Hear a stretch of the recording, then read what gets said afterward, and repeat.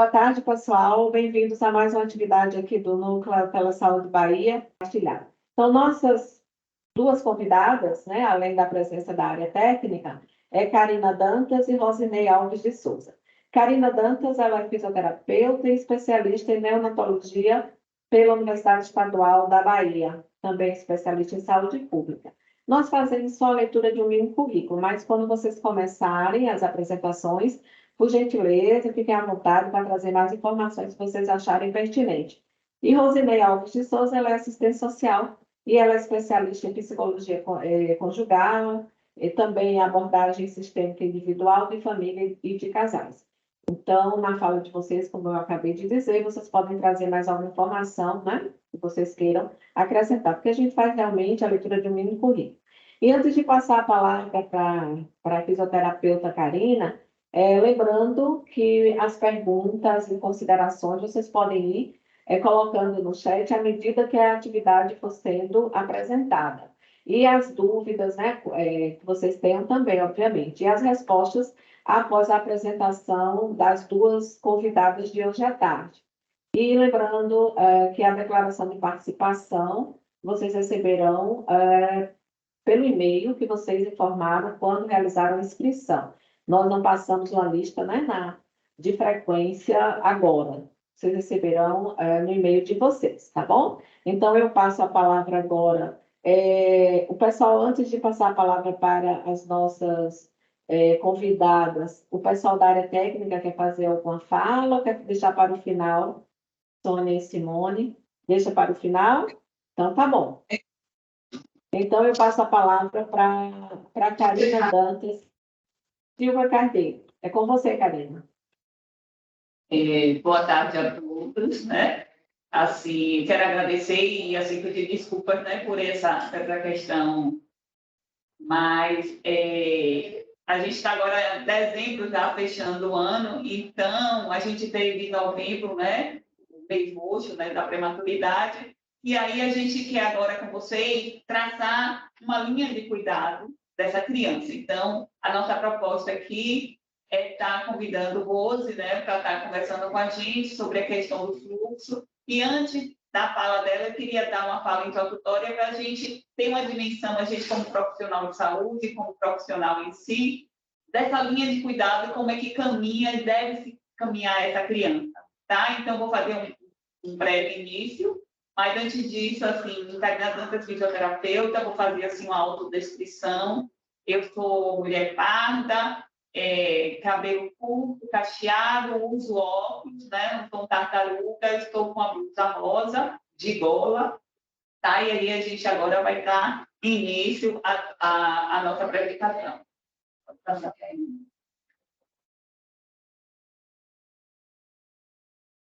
E assim, para falar de cuidado compartilhado, antes de mais nada, eu queria trazer uma trajetória, como a gente está em final de ano, justamente sobre o caminho que a gente vem traçando dentro da área técnica com toda a equipe, a gente está com parte da equipe aqui, sobre as ações e movimentos que a gente vem fazendo para favorecer e compartilhar essa questão.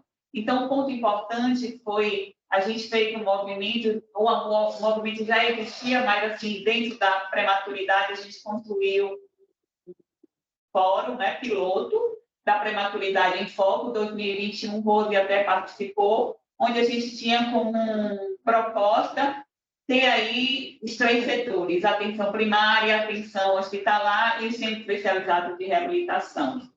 Tá, esse foi um passo que a gente teve em 2021.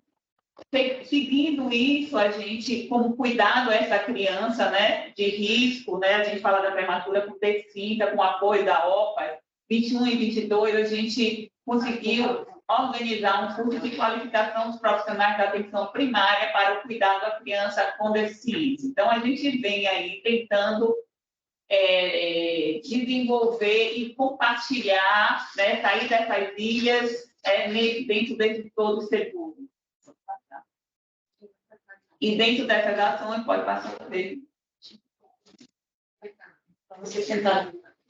Então, dentro dessas ações também, a gente vem apoiando o nosso centro de referência, né, o Hospital Roberto Santos, dentro do Canguru, que é um processo, um método que favorece também esse compartilhar. Então, em 2022, a gente estruturou junto com o Centro o Encontro Estadual de Tutores, Atenção Hospitalar e Atenção Básica, e, paralelo a isso, a gente vem apoiando os cursos de capacitações que ocorrem no Centro de Referência. Hoje, assim, a gente teve a reunião com o Ministério de manhã e a gente tem outras possibilidades de ações para favorecer ainda mais compartilhar. O que eu quero mostrar aqui para vocês? A importância da gente estar nesse diálogo. Então, minha proposta de estar aqui com o Rose, né, e ter chamado a atenção básica e o convite aos profissionais de saúde é justamente para a gente entrar no diálogo e a gente pensar junto em propostas e possibilidades reais. Pode passar. Pode passar. E dentro desse componente de compartilhar, tem algo importante aqui, que das ações que vem caminhando, em 2022 e 2023, foi feito reavaliações, né, trienais, que são importantes para a questão dos hospitais de iniciativa Amigo da Criança. Dentre eles, a gente tem um que está aí pedindo uma nova habilitação, uma habilitação que é a maternidade de Sila Balbino. Então, hoje, juntando hoje esse novo hospital, a gente tem aí 6 hospitais.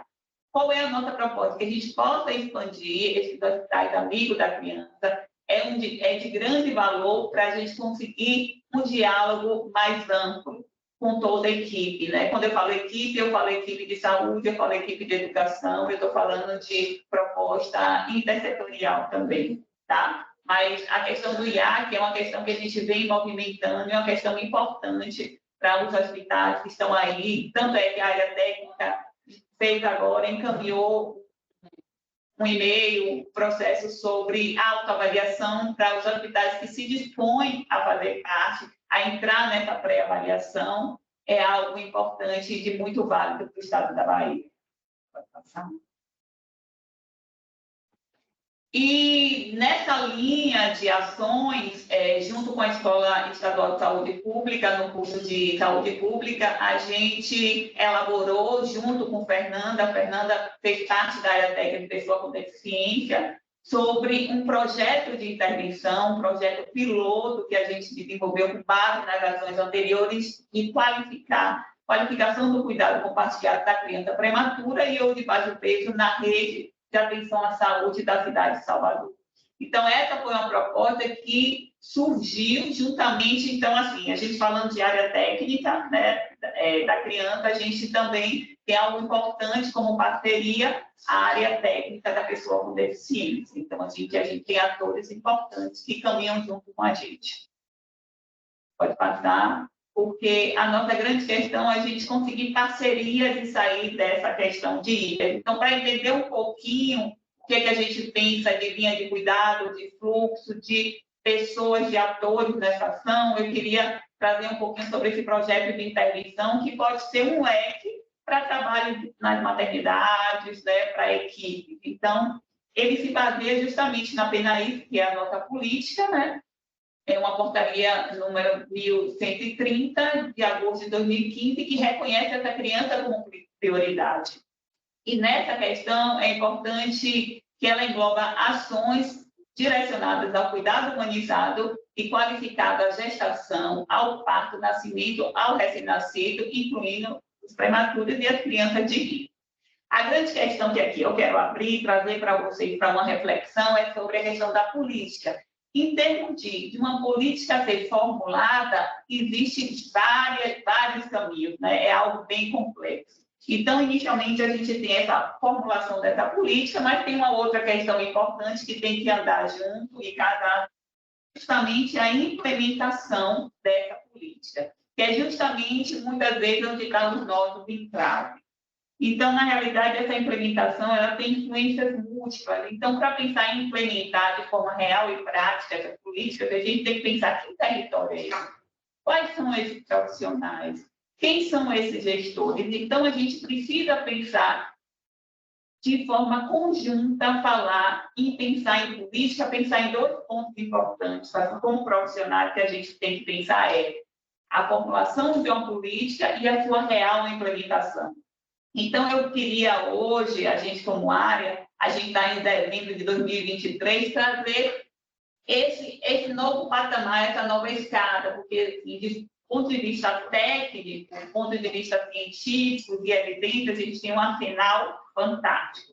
Então, o que a gente precisa é realmente trazer essa implementação dessa política. Tá? Pode passar.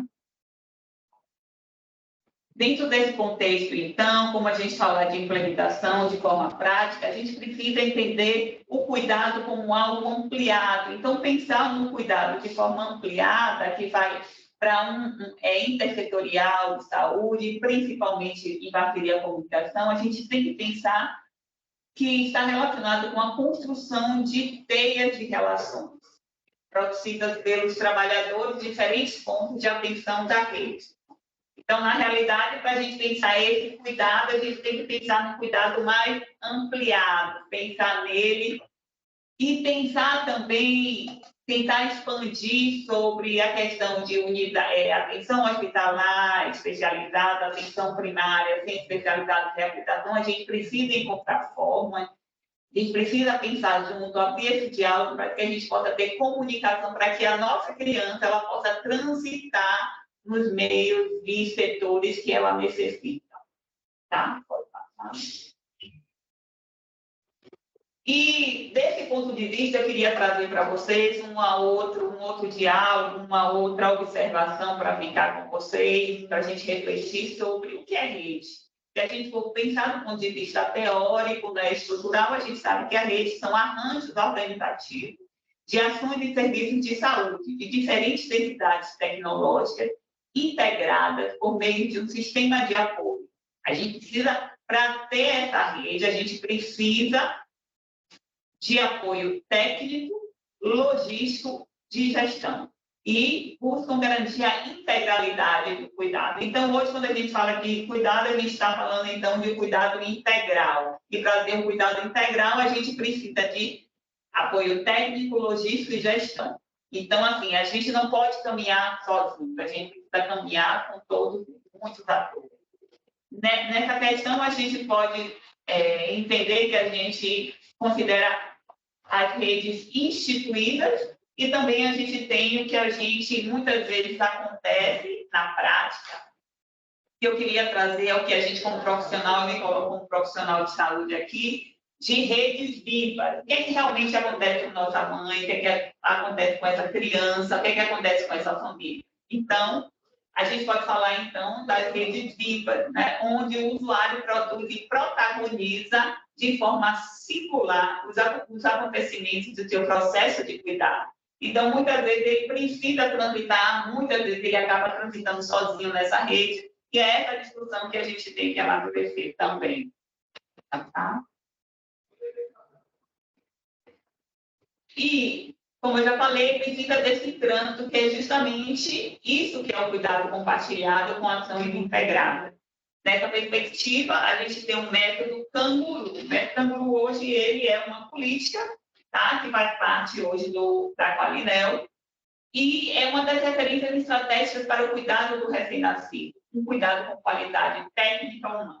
Então, na realidade, hoje, eu tenho aí alguns aninhos que a gente leva algumas bandeiras, né? E assim, eu digo assim, e trouxe para a área também a questão, e que já tinha também na área essa construção da questão da metodologia Canguru, desse processo do método Canguru. Então, assim, como ele é visto lá para a gente dar assistência, e aqui para a área tem um caminho, e aí a gente tentou fazer também algumas mobilizações e algumas ações que vem acontecendo aí em mais de 20 anos de trajetória dentro da área técnica, com atores que já fazem parte, já fizeram parte, é difícil falar nome, mas ali a gente tem Margarete como pediatra, a gente tem Sônia, a gente tem Olga, Liliane, a gente tem muitos atores que vêm nessa construção, e aí a gente traz um pouquinho o nosso olhar e faz algumas movimentos, tenta fazer algumas movimentações. Assim, eu quero aproveitar aqui e agradecer a equipe que me acolheu durante esse processo. Pode passar. Então, a gente precisa entender que a metodologia Canguru é uma atenção humanizada ao recém-nascido, prematuro e de baixo peso, e que ele tem a proposta realmente, se a gente for pensar a fundo, de uma articulação entre os diferentes níveis de atendimento de saúde. Por isso, a nossa proposta, né, de juntar esses setores, de falar do cuidado compartilhado, né, da atenção primária hospitalar e do centro especializado de reabilitação. Mas, na real, o que é que a gente tem hoje na vivência prática? A gente sabe disso, uma fragilidade no compartilhamento do cuidado das diferentes fontes de atenção. E aí a gente precisa, então, de momentos como esse para pensar juntos e ver possibilidades. Que atores fazem parte disso? Os profissionais, né? A gente está ali na ponta, sabe, das dificuldades. A gente precisa dos gestores também e de outros setores. Queria abrir aqui um parênteses importante que, assim, é política, também faz parte desse projeto, que é a educação permanente de saúde. A gente sabe que a educação permanente é algo importante, mas ela tem suas potencialidades e fragilidades. Quero abrir esse parênteses aqui para falar sobre a questão da educação permanente, porque falar de educação permanente, a gente está falando de profissionais de saúde. E, assim, a gente falar de profissionais de saúde é a gente pensar que quem está na ponta tem um olhar assistencial, precisa da assistência. Mas se eu quero falar de educação permanente, eu preciso de espaço, eu preciso, muitas vezes, de uma carga horária protegida, assim dizer, para que esse profissional ele possa ter esse momento de diálogo, né, e discutir. Além dessa questão dos profissionais, dessa carga horária, a gente tem outro ponto, quando a gente fala dos profissionais, que é a rotatividade grande que a gente tem. E pensar também, assim, né, como profissional, o que é que a gente pode incentivar? Incentivar. Quem é que faz parte, eu falando agora do cuidado compartilhado, atores importantes? Eu estou falando dos profissionais, eu estou falando dos gestores, eu estou falando da área técnica. E, assim, eu estou falando dessa família que tem que fazer parte desse momento de diálogo, né, que é esse concurso social. E aí eu tenho que pensar nesses tutores que fazem parte dessa formação, e pensar como é que a gente pode apoiar, né? E quem pode dar o apoio é a nossa gestão. Então, a gente tem que pensar juntos para tentar desenvolver um programa importante. Então, pensar em educação permanente é pensar em uma prática educativa. Só que essa prática educativa, a gente tem que pensar que ela precisa unir um conhecimento prévio dos trabalhadores. Então, os trabalhadores eles já têm uma história, eles já têm um movimento. E também fazer com que esse aprendizado seja contínuo para a gente favorecer transformações. Então, assim, falar do canguru, do método canguru há 20 anos atrás, e falar do canguru agora, a gente sabe que a gente tem uma trajetória, a gente tem um crescimento e que a gente tem que se manter em transformação. E, para isso, a gente precisa de apoio e de incentivo, tá? De vários setores. Pode passar. E, assim, nesse componente, então, quando a gente fala desse cuidado, a gente pensou em qualificações de cuidar dessa criança prematura. A gente precisa, então, apresentar e conhecer a linha de cuidado dessa criança, né, conforme legislação, o que é instituído, tá? E nesses espaços, a gente pode pensar em promover espaços de diálogo nos diferentes pontos de atenção, e sistematizar potencialidade e fragilidade dessa linha de cuidado. Então, assim, quando a gente abre esse diálogo, não é para pensar o que está certo ou errado, é a gente pensar o que, é que a gente pode amadurecer e favorecer essas ações. Então, o que, é que a gente, quando a gente fala dessas estratégias, a gente pode pensar o quê? Que, assim, as unidades, né, a gente pode tentar fazer pilotos, né, de maternidade, quais são as unidades, né, básicas que fazem parte dessa maternidade, tem especialidade que pode apoiar, para a gente aprender, saber como é que a gente pode tentar se comunicar. Então, nessa intervenção, oficina com profissionais, né, que fazem parte do cuidado da criança, socializar as discussões, descrever potencialidades e fragilidades, e outro ponto também, a partir daí, pensar numa reunião mais ampliada, com a participação importante, tanto de gestores como de trabalhadores. Tá? Então, a gente tem que pensar que, após esse trabalho, após esse momento, esse diálogo e ações práticas, fazer uma reunião mais ampliada e discutir possibilidades de ação. Pode passar. Então, pensar em possibilidades é pensar em uma comunicação em saúde, como é que a gente pode, então, nesse espaço, uma abertura de espaço para o diálogo, né? E, assim, pensar em propostas de articular essa rede. A gente pode pensar em fortalecer a integração entre esses setores para promover e favorecer a vigilância e desenvolvimento da criança de risco, justamente nessa primeira infância, que é justamente um momento de grande expansão e desenvolvimento de possibilidades dessa criança, tá? Então, assim, eu acho que esse momento, né, eu acho que é o momento da gente tentar possibilidades, pensar junto do ponto de vista prático, né? Que pode ser realizado, o que pode ser feito. Pode passar? Então, promover esses espaços, pensar em sistematizar as principais potencialidades e fragilidades. Nesse contexto, desse piloto, no momento de uma reunião ampliada com gestores, eu acho importante aí a gente pensar em um controle social, a gente pensar no movimento dessa família. A gente precisa entender como está essa família, né? Qual é a característica dessa família e como é que ela está transitando dentro desse setor, tá? Então, assim, a gente não pode aqui pensar em uma discussão, pensar em diálogo, em possibilidades, sem colocar a família, né, dentro desse diálogo, dentro desse espaço. A gente precisa, né, como profissional, eu me coloco aí também, de poder favorecer uma escuta, né, uma escuta qualificada, não só para os profissionais, não só os gestores, mas sim também essa família e todas as estruturas que afetam. Pode passar? E aí tem esse panorama, né, de compreender esse cuidado. Eu trago dimensão de, hoje na reunião, e é verdade, né, da reunião falou que realmente a Bahia é um país. Então, a gente somos 9 macro-regiões, 417 municípios, 28 regiões de saúde. Então, assim, eu sempre me perco nos números, eu não sou muito boa em números, mas, assim, é muito claro a nossa expansão territorial, é muito claro as diferenças que ocorrem em cada território. Então, assim, pensar nesse cuidado compartilhado é pensar também em características de cada território. E o que se discutiu nessa linha de cuidado é a gente conseguir descentralizar. O que é descentralizar? É a gente colocar que cada unidade, cada território se conheça. Mas se conheça o quê? O hospital conheça os hospitais, o centro especializado conheça os outros centros especializados, que a atenção básica conheça o que faz, não. A gente precisa encontrar espaço de diálogo amplo para que a gente possa realmente construir essa linha de cuidado. Pode passar? E aí, então, do que foi discutido, eu queria deixar assim um resuminho. Se a gente fosse fazer um resuminho de tudo que a gente discutiu, né, o que é que está hoje, quais são as palavras, né, que estão hoje na moda, assim dizer, né, que é uma a gente fala. Então, a gente fala em rede de cuidado integral. Eu falo de rede de cuidado integral há muito tempo, mas ela está retornando agora.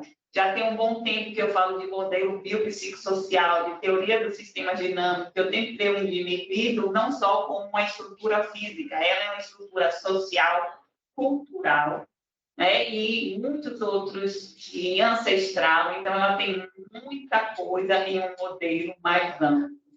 E aí eu tenho que pensar também, eu estou aqui como profissional de saúde, eu tenho que pensar também em ações intersetoriais. Então, aqui eu trago a importância, a parceria que a gente precisa ter com a educação. Quando eu falo com a educação, que parceria é? Sim, as universidades, sim, a academia, sim, né? Projetos, pesquisas, sim, mas eu preciso ir para a ponta, eu preciso também de apoio e apoiar as escolas, tá? Então, a gente fala de universidade, de academia, mas a gente tem que falar que a base toda é a escola, então, como profissional de saúde, pensar também nos nossos professores na nossa ponta também.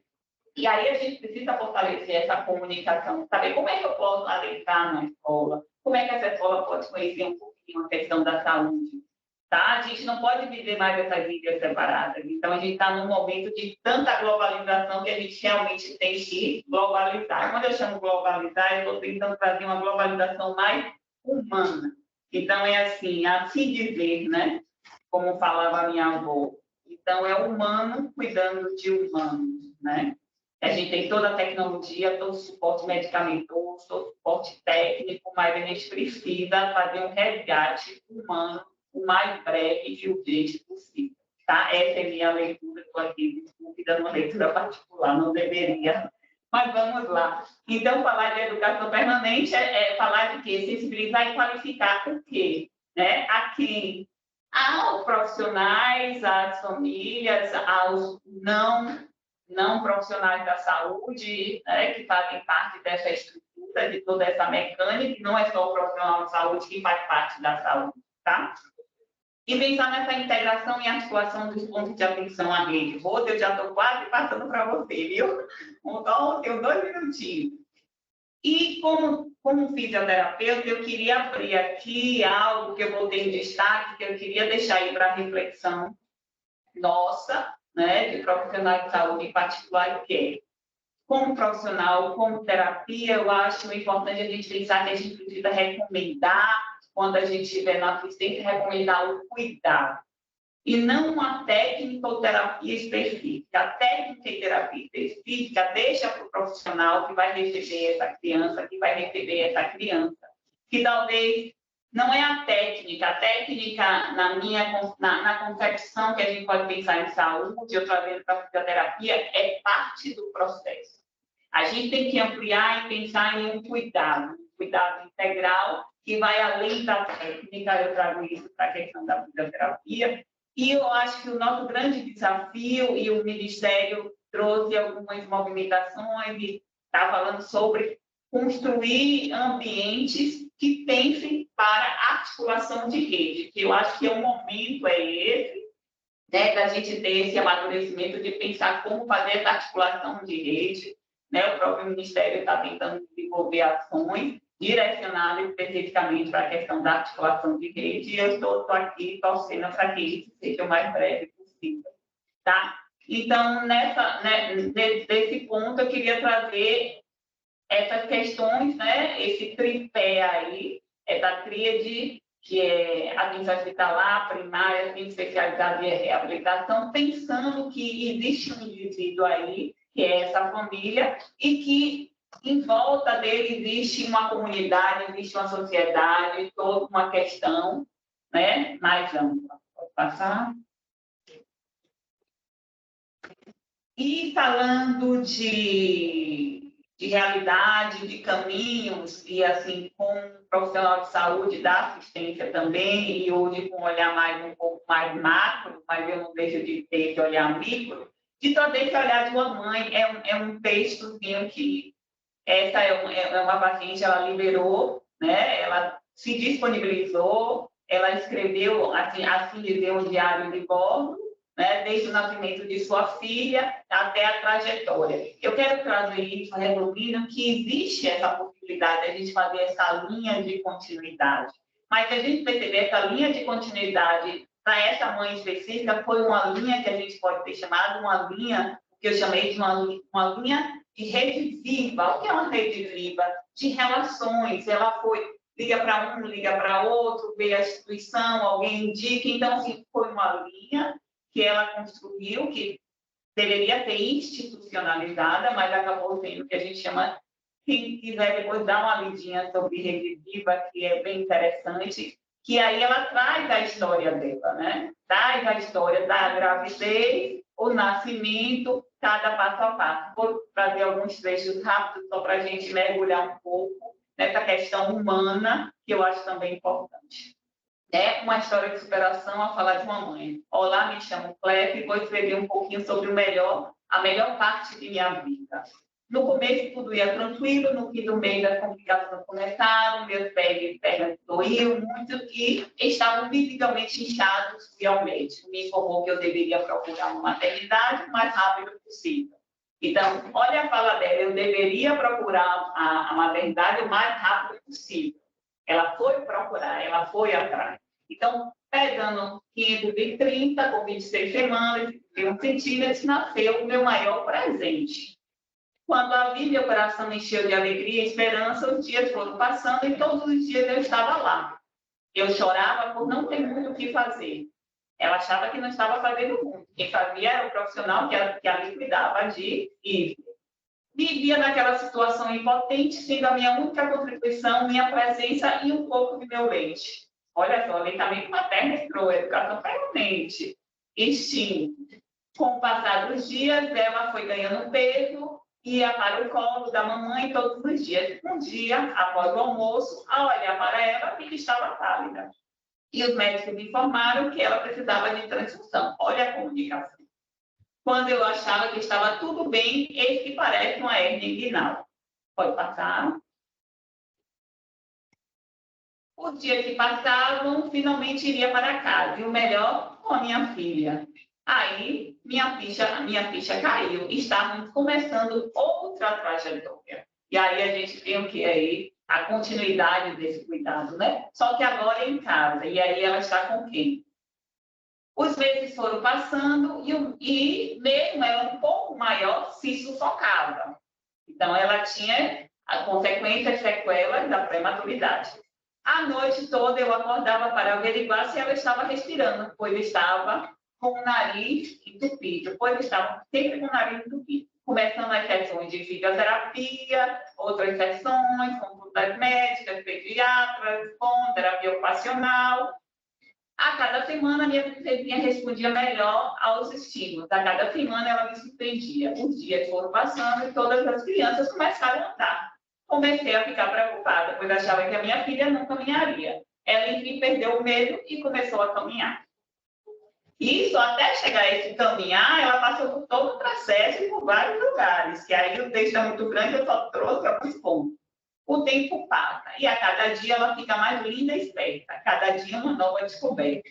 Mamãe a cada dia se apaixona ainda mais, pois a cada dia ela aprende e ensina muitas coisas para todo mundo. O que eu quero mostrar com essa carta e essa superação? Que cada profissional que fez parte da trajetória, fez parte da história dessa mãe, dessa família e de Isley. Isley está hoje aí, como está, pela trajetória de muitos profissionais e todo o processo de trabalho institucionalizado ou não que ocorreu com ela e a família. Pode passar? Então, é isso. Então, com apoio ao amor da família e da equipe, Isley superou muitos desafios. E como é que está Isley hoje? Né? Aí é uma linha de cuidado, e Isley hoje está na escola, né, se desenvolvendo, já está em outro patamar. E aí o que eu quero mostrar para você, como a gente precisa perceber que essa criancinha pequenininha de 530 gramas, ela tem uma evolução, e é essa evolução e essa importância dessa continuidade, a importância da fala, que vem agora de ouro, para falar um pouco mais dessa linha, dessa continuidade, que muitas crianças, muitas vezes, vão necessitar intensamente e outras não. Então, eu preciso aí fazer esse corte para saber quem é que vai ter que caminhar para o centro especializado de reabilitação. Pode passar? Então, assim, eu quero aqui, né, fechando o outro, já estou passando a bola para vocês, e assim, antes disso, eu quero agradecer imensamente a essa área técnica, a essa coordenação, a essa diretoria que me acolheram aqui, que abraçaram, que caminharam e sonharam juntos comigo. Às vezes, coloca o pé no chão, Karina, não voa tanto, mas a gente caminhou e eu quero agradecer imensamente. Eu tenho aqui pessoas muito especiais que estão aqui agora comigo. Viu, meu muito obrigado. Rose, a bola é sua e a gente vai caminhando. Nós que agradecemos a vocês. E agora, a nossa outra convidada, né, Rosinei Souza Alves de Souza, aí é com você, Rose. Pedimos só para o pessoal fechar o áudio aqui na área técnica, por causa do eco, tá bom? Pronto, perfeito, é com você. Boa tarde. Obrigada, Karina. Eu fui tomada de emoção com a descrição dessa mãe e fico entendendo cada vez mais por que nós estamos aqui, né? E nos articularmos em teia de relações é o que nós precisamos fazer nesse contexto. Eu me chamo Rosinei Souza, eu me reconheço como Rose. Eu vou fazer a minha autodescrição para que as pessoas com alguma limitação auditiva visual possam me identificar. Eu sou uma mulher branca, de cabelos castanhos escuros, na altura dos ombros, tenho olhos castanhos escuros, uso óculos de acetato, na cor preta, com lentes redondas. Eu estou usando uma camiseta de listras horizontais, de meio centímetro mais ou menos, nas cores branca e preta. Estou na liderança do Centro Especializado em Reabilitação, uma unidade da atenção especializada das obras sociais Irmã Dulce. E hoje nós vamos conversar um pouco sobre o percurso da intervenção precoce no SER4 OSID. E não poderia começar a falar sem trazer a nossa origem. O SER4 chega depois, mas Obras Sociais Irmã Dulce é uma obra fantástica, é uma obra que foi criada, né, por uma mulher franzina de 1,49 m, Irmã Dulce tinha, muito frágil, uma religiosa, né, hoje Santa Dulce dos Pobres, e através da ação de amor e serviço, foi fundada essa instituição filantrópica de fins não econômicos, hoje 100% SUS, sempre 100% SUS, que nasceu em 1959. E Irmã Dulce, ela é muito conhecida porque ela recolhia pessoas doentes, desabrigadas, desassistidas, pessoas em vulnerabilidade. Ela recolhia nas ruas, ela acolhia, ela dava amor, ela dava cuidado, assistência. E atualmente esse serviço ele conta com um perfil único no país.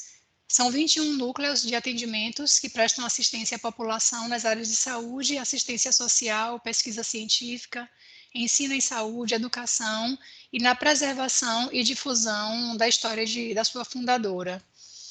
No canto direito da tela tem uma imagem de Irmã Dulce com dois bebês. Então, ela sempre teve um carinho muito especial pelas crianças, por todas as pessoas em condição de vulnerabilidade, mas de maneira muito especial por aqueles que não podiam se defender, não podiam se proteger.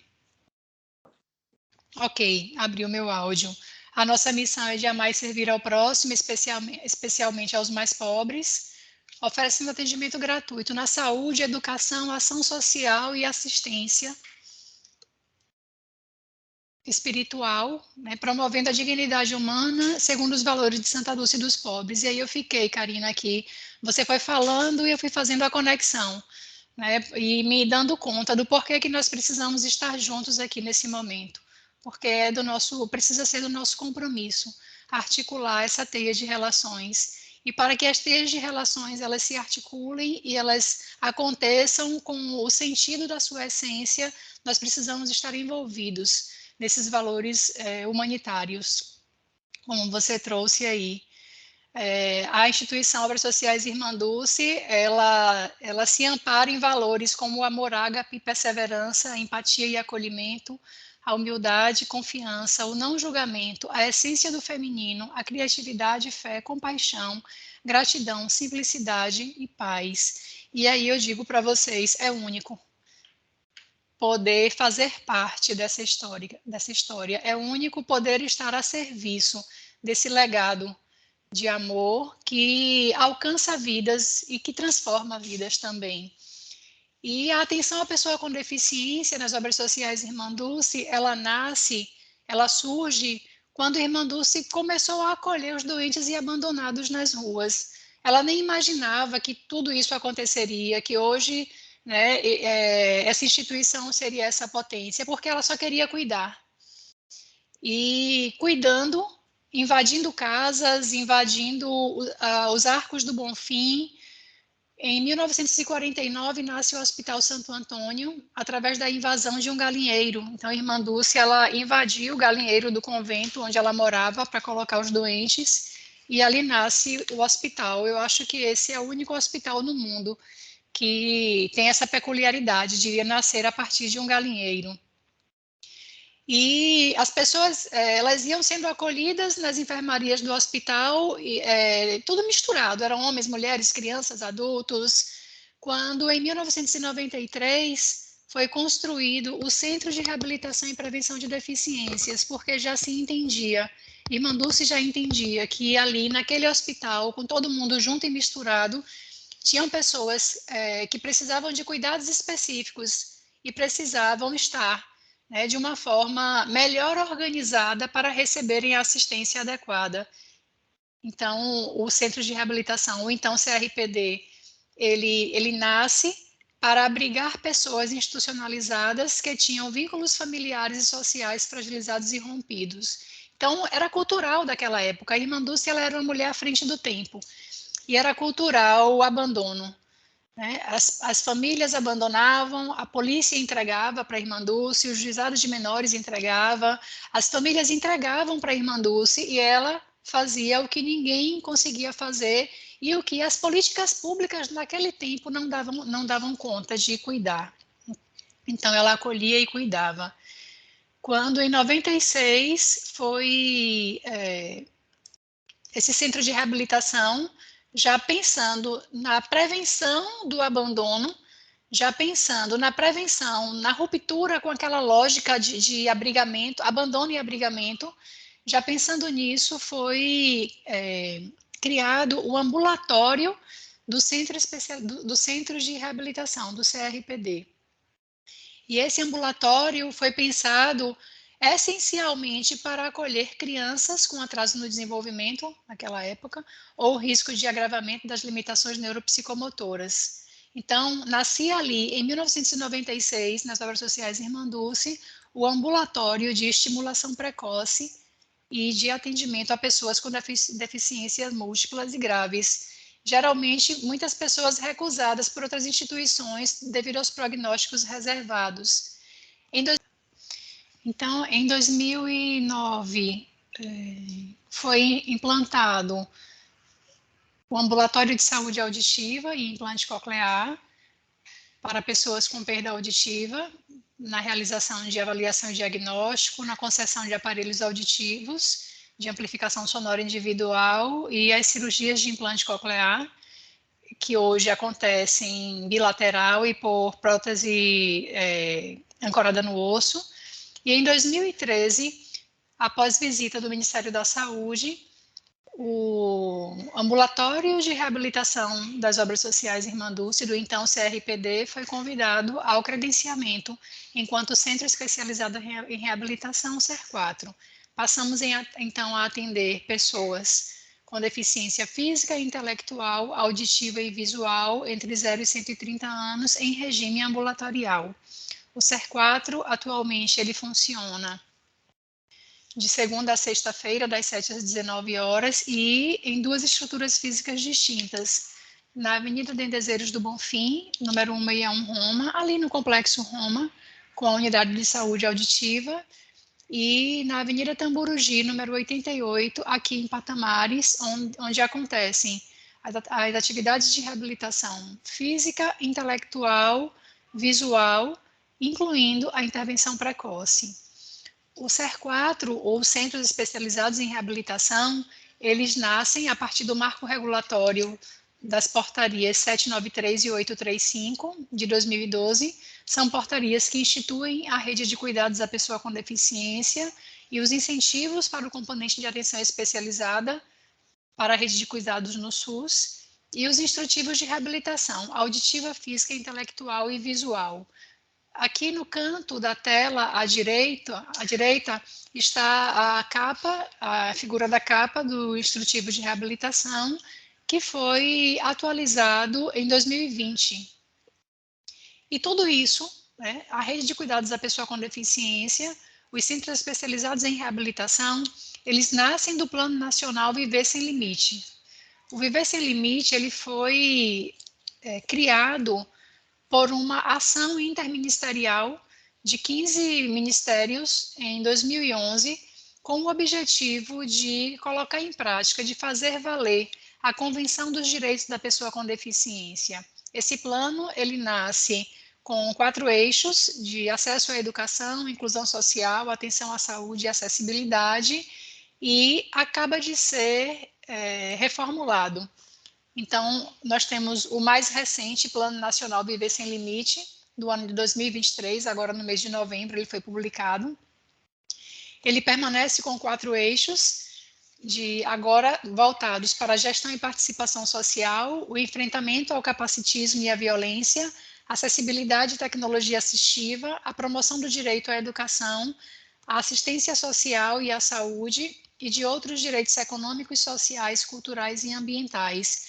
E o grande avanço com a reformulação do Plano Nacional Viver Sem Limites é que ele se torna uma política permanente, gerida pela Câmara Interministerial dos Direitos das Pessoas com Deficiência. Então, Karina, como você fala aí da Rede Viva, como você fala da teia de relações, essa teia que é viva, essa teia que é composta por pessoas e por processos em interação, nós estamos diante de uma legislação e de uma política viva também, e de uma política que vem sendo pensada, que vem sendo acompanhada e implementada por seus principais protagonistas, que são as pessoas com deficiência.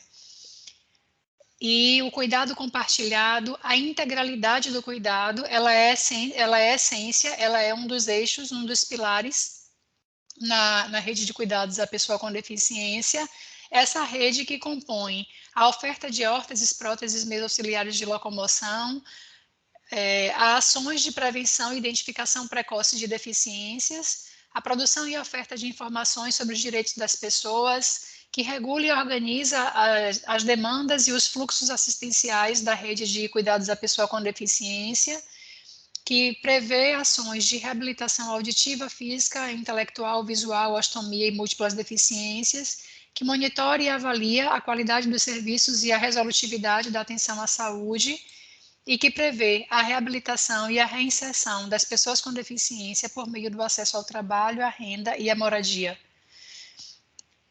Esse é o desenho de rede, né? A imagem ela é pequena porque ela distorceu quando foi ampliada, mas esse é o desenho da rede, né? Os pontos de atenção que compõem a rede de cuidados da pessoa com deficiência, ele precisa ser composto por todas as esferas intersetoriais.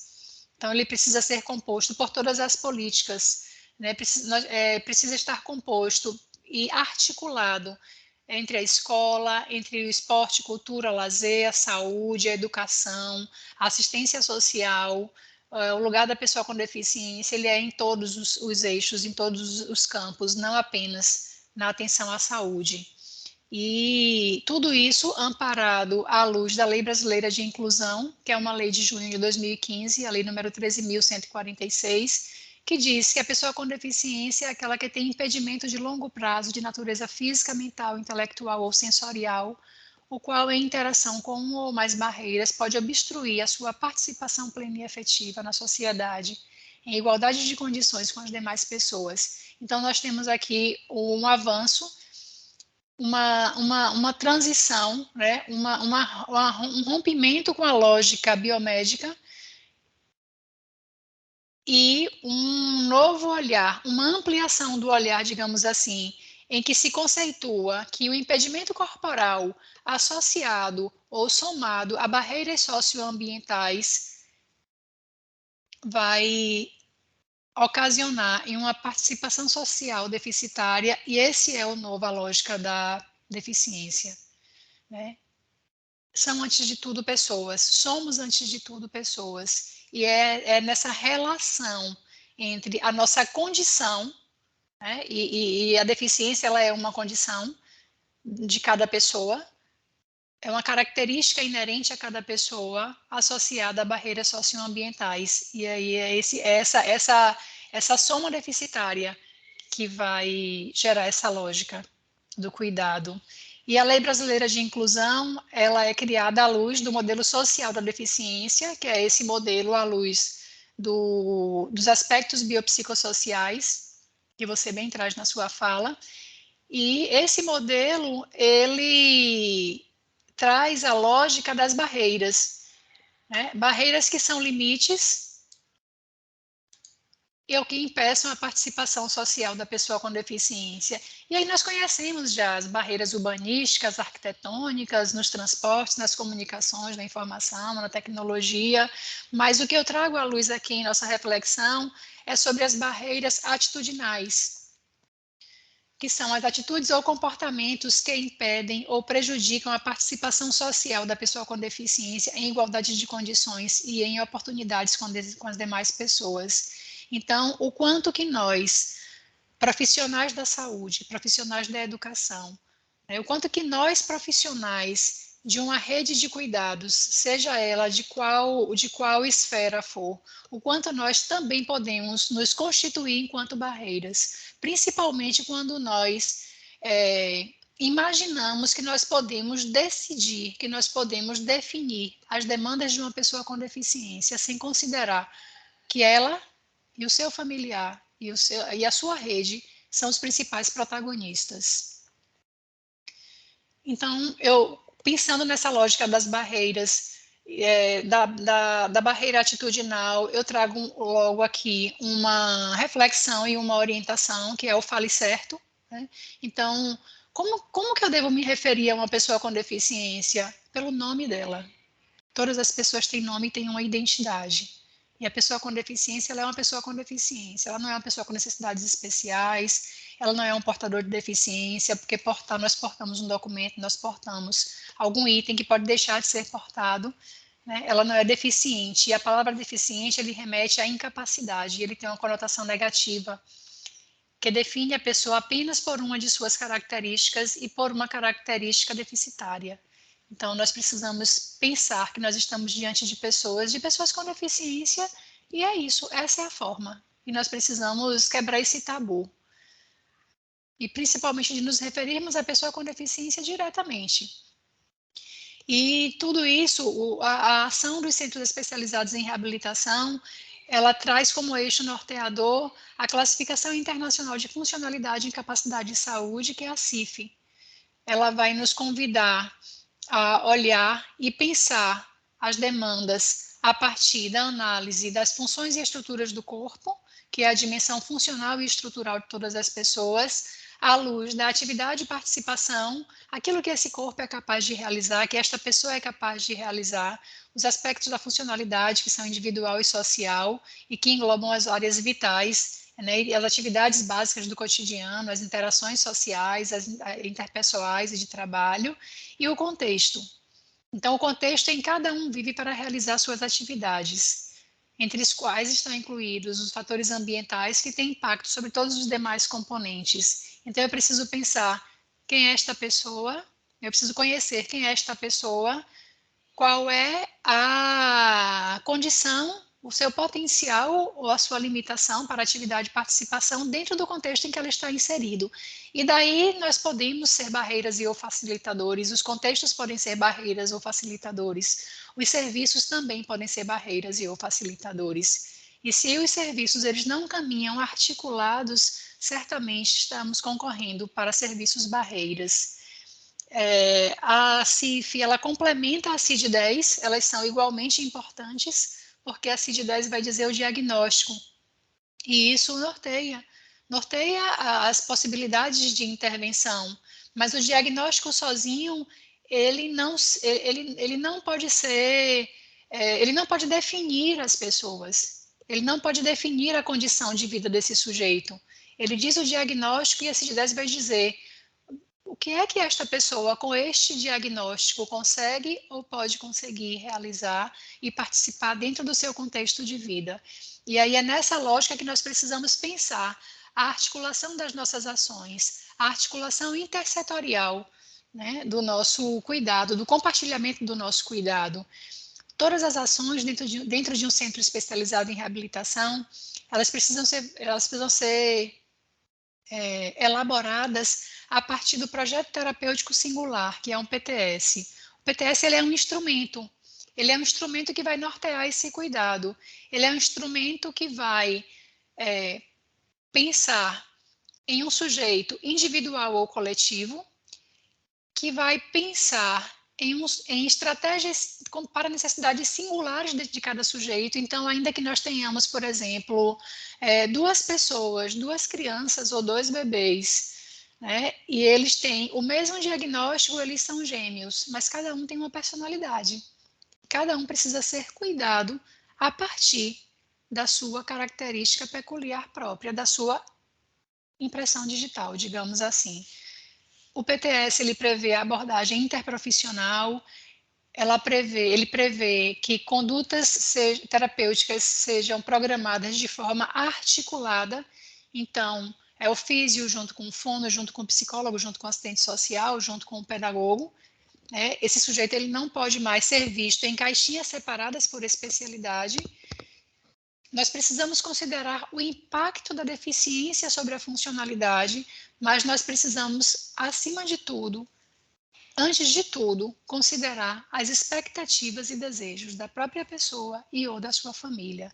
Então, no caso dos bebezinhos, a família fala por eles, né? Das criancinhas, a família fala por eles. E nós precisamos trazer essa família como parte integrante e essencial desse projeto de cuidados. Essa é a equipe do SER4. Então, nós dispomos de uma equipe médica com neuropediatras, neurologistas, ortopedistas, psiquiatras, oftalmologistas, otorrinolaringologistas, cirurgião geral, odontólogo, assistente social, psicólogo, fonoaudiólogo. Estamos em falta de terapeuta ocupacional no momento, mas eu deixo aqui porque eles vão chegar. Fisioterapeuta, pedagogo, nutricionista, com exceção da odontologia, todas essas especialidades, elas são a equipe obrigatória pelo Ministério da Saúde, mas nós também dispomos da odontologia, dos profissionais de educação física, do musicoterapeuta e do instrutor educacional, enfermeiro também é obrigatório, e para nós, todas essas categorias profissionais, elas são essenciais, pensando na lógica do cuidado compartilhado e na lógica da integralidade dessa assistência e desse cuidado. Todas as fotos que eu trago aqui são fotos com proteção ao rosto das pessoas, mas são imagens da assistência prestada pelo SER4, considerando a luz da CIF, que é a classificação de funcionalidade. Então, é pensar essas ações de habilitação e reabilitação para a vida. Então, aí, nós temos como diretrizes do Ministério da Saúde para essa ampla equipe, que as ações elas aconteçam por equipe interprofissional, que sejam considerados os aspectos biopsicossociais e de funcionalidade, que é a CIF, que trabalhemos pela produção de autonomia e projetos de vida pessoais e sociais, e que trabalhemos à luz do projeto terapêutico singular, o PTS. Tudo isso nos conduz ao modelo social de deficiência, que traz a centralidade do cuidado com foco nas interações, e aí a nossa lógica do cuidado aqui, ela vai prever a interação entre as expectativas e esse diálogo com o usuário e o paciente, ou o paciente, a equipe interprofissional, a família e as redes de apoio. E assim, não existe saber mais ou saber menos.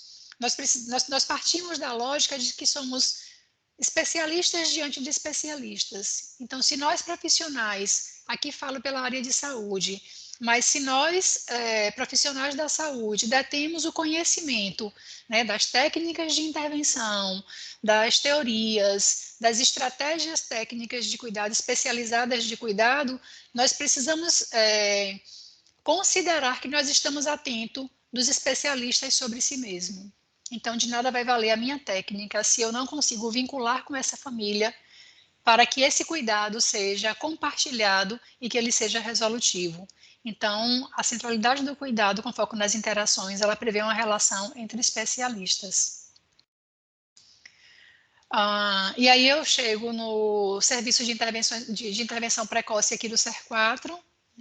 Nós atendemos a todos os casos de prematuridade, de riscos de atraso, de riscos ao desenvolvimento neuropsicomotor, de bebês que tiveram situação de sofrimento no parto, síndromes diversas, como a microcefalia pelo Zika vírus, síndrome de Down, as doenças raras, os sinais precoces de autismo, dentre outros diagnósticos.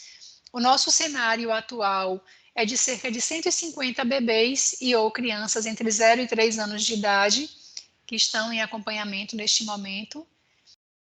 Desses 150, 20 estão no follow-up, 20 apresentam deficiência intelectual e ou sinais precoces de autismo, ou 63 deficiência intelectual e ou sinais precoces de autismo, 10 apresentam deficiência visual, 26 com deficiência múltipla, 5 com deficiência auditiva e 26 com deficiência física. Esse é o cenário atual do nosso serviço de intervenção precoce.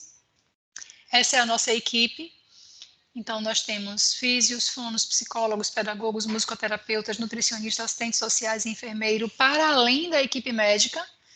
Então, esses são os profissionais que semanalmente estão em contato com os bebês e suas famílias.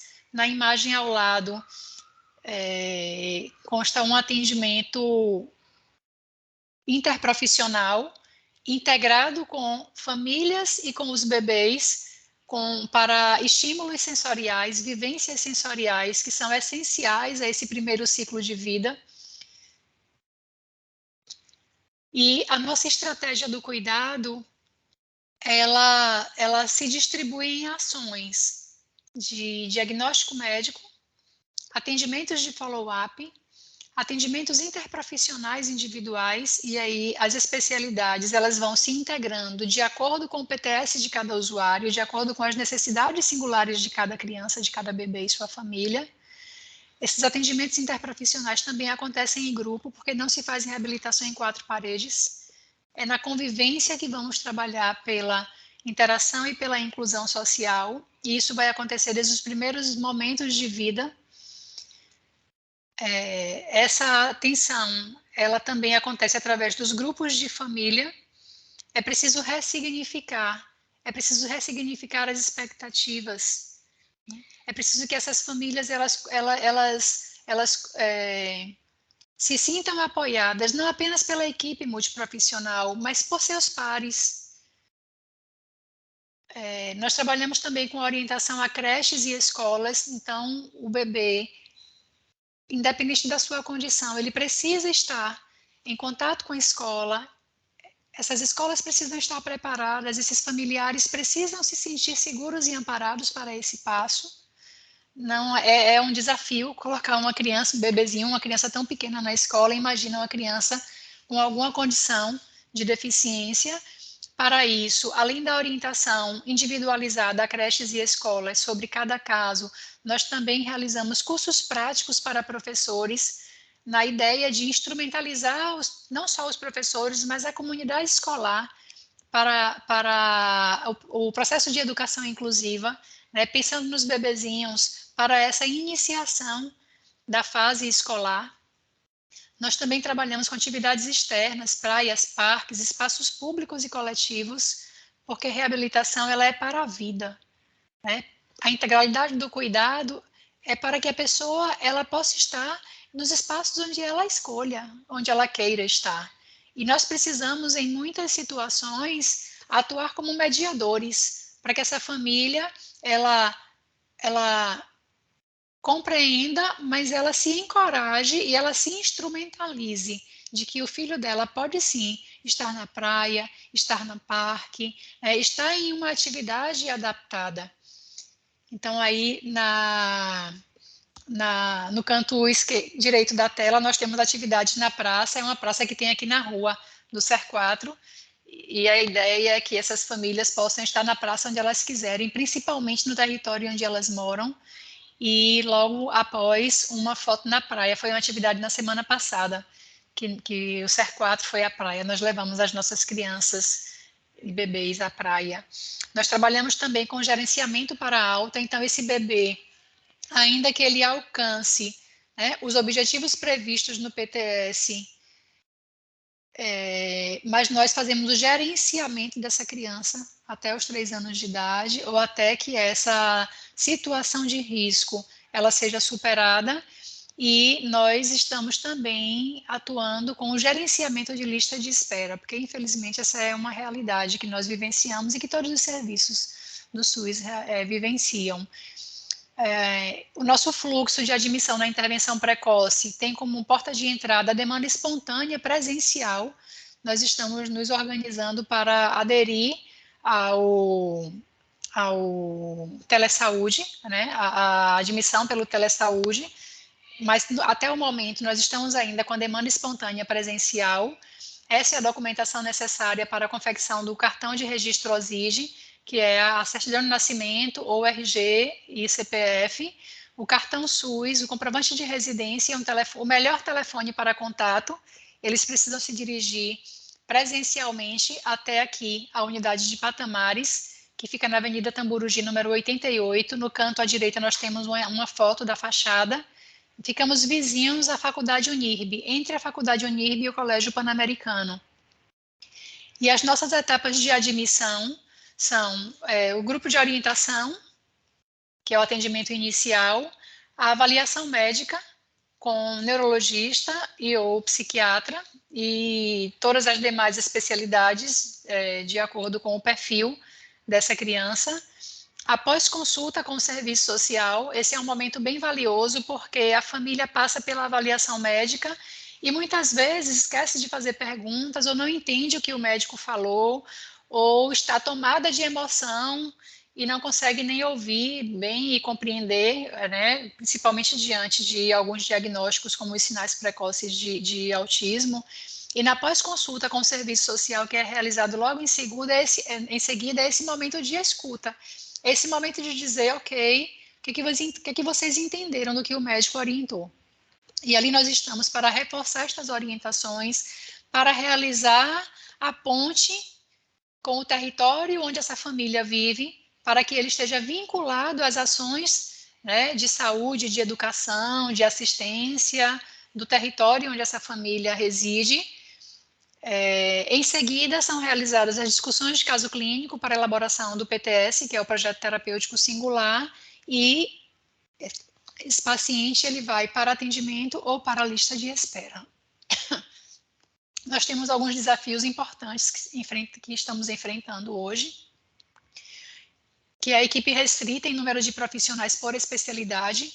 Então, desculpa. Apesar de vocês verem lá a quantidade de especialidades, nós temos poucos profissionais por especialidade. Então, é um desafio para nós hoje ter 150 bebês em atendimento. Nós estamos em um serviço com estrutura física deficitária. Então, aqui em Patamares é um prédio que foi doado às Obras Sociais Irmã Dulce, o prédio de uma faculdade.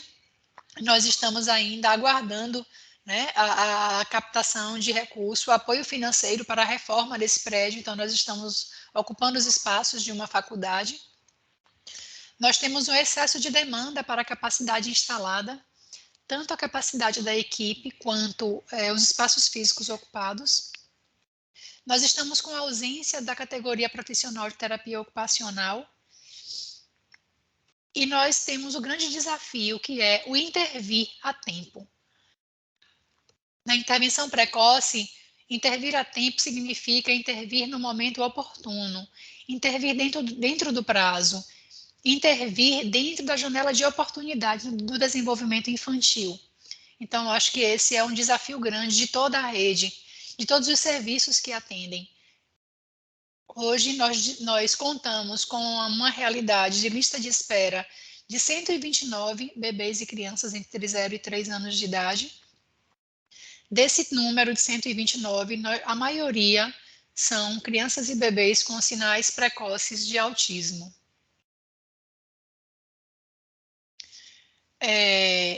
Estamos muito felizes porque em 2023 nós conseguimos implantar, porque esse tema da lista de espera é algo que nos angustia muito. E nós conseguimos implantar o gerenciamento de lista de espera em 2023, que nós afetivamente chamamos de Jeep Baby. O Jeep Baby são atendimentos em grupo, são grupos de 6 crianças com 6 famílias que estão em fila de espera, e esses grupos têm a finalidade de prestar orientação familiar para minimizar os riscos de agravo no desenvolvimento infantil durante o período de espera de vaga para atendimento, proporcionar vivências para fortalecimento de vínculos familiares, tanto vínculos família-bebê, quanto vínculos entre famílias, essa articulação dessas famílias enquanto rede, a troca de vivências, experiências e apoio. Esse grupo também, eles têm a finalidade de acolher e orientar as famílias sobre manejo de comportamentos, linguagem, habilidades motoras, a importância do brincar, a alimentação. E orientar e ofertar suporte socioassistencial de acordo com a necessidade de cada caso. Então, essa criança, ela permanece em lista de espera, são realizados 13 encontros semanais com famílias e crianças. O nosso objetivo inicial era de que fosse junto, família e junto com as crianças. Mas as crianças, elas chegam numa condição de desorganização muito grande, elas chegam muito, elas ainda não conseguem ter a atenção sustentada, ainda não conseguem uma atividade dirigida, e os familiares, eles ficavam muito nervosos, eles não conseguiam prestar atenção nas orientações. Então, nós separamos, e aí nas fotos à direita, nós temos uma foto com os familiares e a segunda foto das crianças com a equipe de profissionais. Então, temos familiares com uma parte da equipe e as crianças com outra parte da equipe. Né? Alguns temas são temas em conjunto, mas outros temas precisam ser separados justamente para que essas famílias tenham a condição de dialogar e de forma livre e de forma com atenção sustentada. Com relação ao desafio do intervir a tempo, né, esse momento oportuno dentro do prazo, na janela de oportunidade do desenvolvimento infantil, nós temos uma estratégia atual pensada para os casos de prematuridade, para os casos de riscos de atraso ao desenvolvimento, que é uma agenda protegida. Então, nós temos alguns horários protegidos na agenda para esses bebês, com disponibilidade imediata de vagas para os casos de prematuridade e riscos ao desenvolvimento. E daí, eu aproveito esse momento de fala aqui também para dizer que nós temos disponibilidade imediata de vagas. Hoje nós estamos com apenas 20 bebês com esse perfil em atendimento. Então, ao mesmo tempo em que trago um serviço com muitos desafios, digo também que, conforme Santa Lúcia dos Pobres deixa de legado para nós, quando cada um faz um pouco de muito se soma. E agradeço pela atenção. Penso que ações como essa é que vai nos fazer, de fato, estarmos articulados em rede, né? Colocarmos em prática essa comunicação em saúde, criarmos essas estratégias para o cuidado integral, e nós precisamos fazer isso, né? Atenção primária, atenção especializada, educação, todas as áreas precisam estar nessa articulação. E digo, nós temos vagas para os bebês, por favor, encaminhem para cá. Obrigada. Obrigada, Rose. Gostaria de saber se as colegas da área técnica gostariam de alguma palavra. Caso contrário, a gente passa para as considerações finais, pedindo desculpa às convidadas e aos colegas que estão na sala. Sim, alguém falou? Tem. Oi, Karina. Pois não, Karina. Eu tinha conversado a gente falou rapidinho ontem, e aí eu queria, agradecer imensamente a disponibilidade de Rose, né, dessa parceria e de nos mostrar a continuidade desse cuidado tão importante, que muitas vezes, para quem fica dentro da unidade hospitalar, né, e fica cada um no seu espaço e a gente não consegue. Então, tem alguns pontos, algumas falas que você traz de possibilidade, quando você traz a intervenção precoce. Então, a gente tem possibilidade de implantar alguns movimentos dentro de um ambulatório de segmento, né?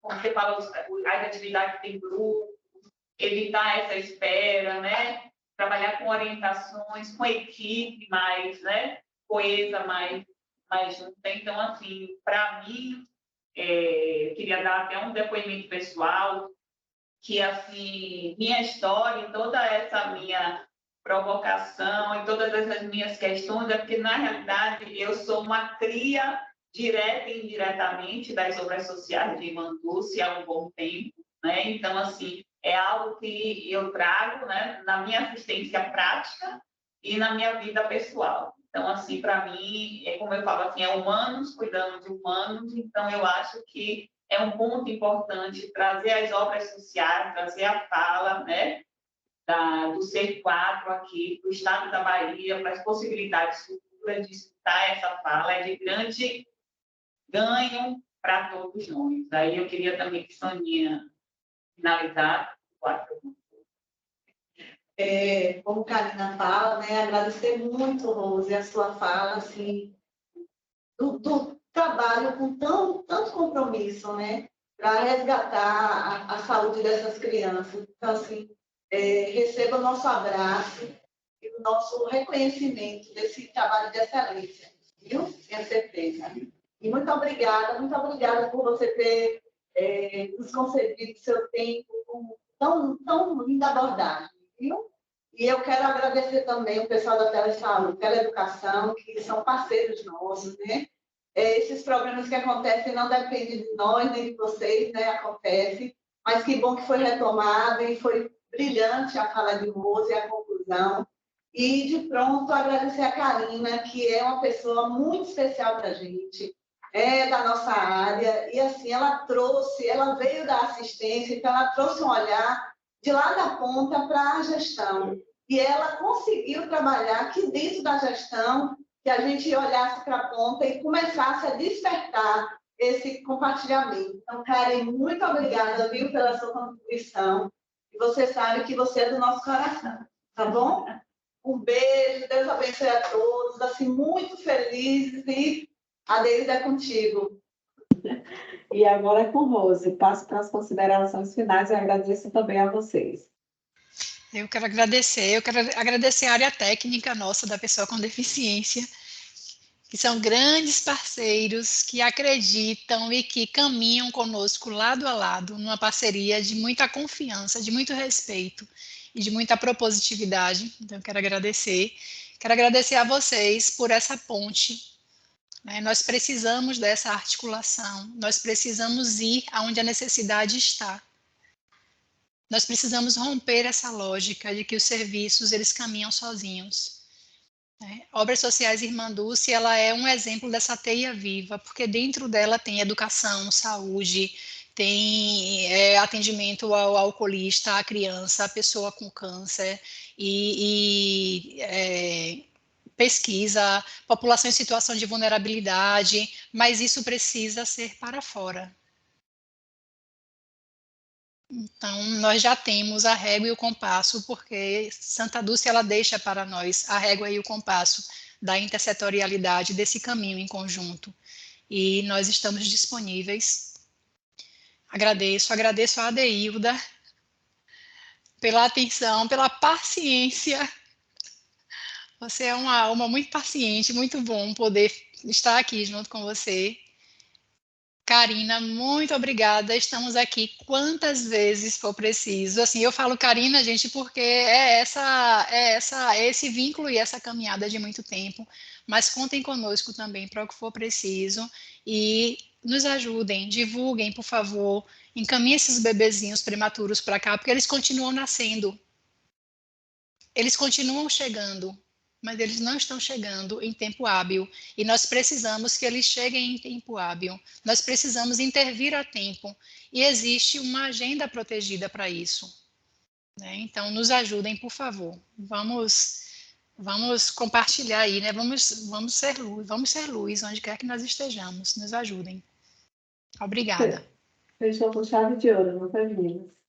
Nós que agradecemos a paciência de vocês, as questões técnicas, elas são totalmente superadas com as falas de vocês, né? Com o esforço de cada um que está aqui, né? Como a frase que você concluiu de Irmã Dulce, né? Cada um faz o seu pouquinho e aí soma.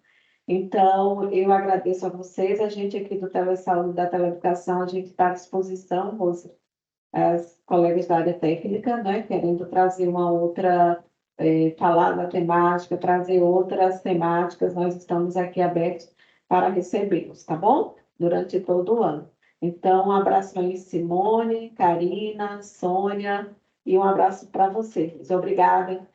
As nossas convidadas de hoje à tarde que falaram sobre a prematuridade e os desafios do cuidado compartilhado. Então, tudo de bom para vocês, um ótimo trabalho aí para todos. Até a próxima.